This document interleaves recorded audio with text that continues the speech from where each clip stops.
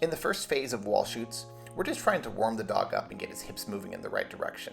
Our goal is that they always turn into the direction of our bodies and have food waiting for them when they do the right thing, and such that we don't have to use quite as much food luring as this exercise persists.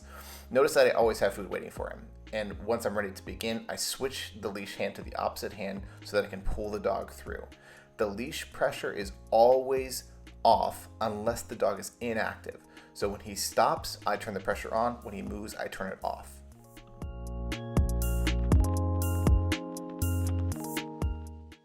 In the second phase of these wall shoots, what we're going to want to do is turn our body so that the dog is moving into a more naturally looking heel here. He should be doing pretty much the same thing. Food's waiting for them, they're turning in the direction of our bodies, and he's putting himself into the heel. A couple of rules about this again, you guys. The leash pressure should stay off unless the dog needs help. Let them make some decisions. If you need to use more of a food lure, please use a food lure rather than a bunch of pressure to nag the dog into position. Have the food waiting for them and try not to pay the dog with that food past your toes so that we are rewarding them in proper position.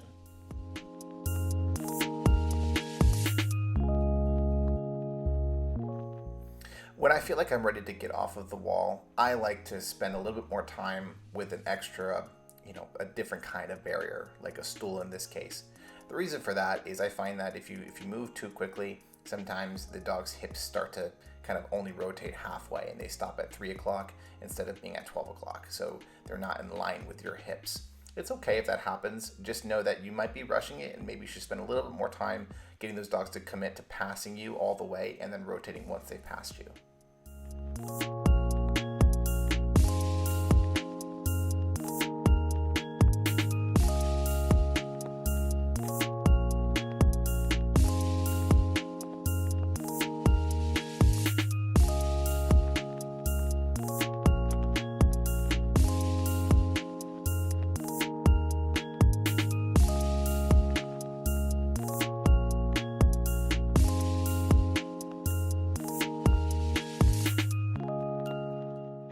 Okay, so your dog knows how to go into the heel position, and now it's time to start moving. The most important thing about teaching the dog how to stay in the heel position as we move is to start small and build on top of that foundation. So count your steps.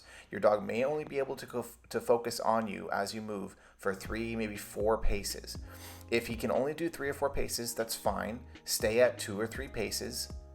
For a little while, 2, 3 paces, count those paces, stop, pay your dog. Do that for 6, 7, 8 repetitions, and then try and go up to 4 paces. If your dog can go up to 4 paces, go up to 5 paces. If you can do 5 paces, go up to 6 paces. Until he's ready to go 20 paces without a reward, you really should follow this formula.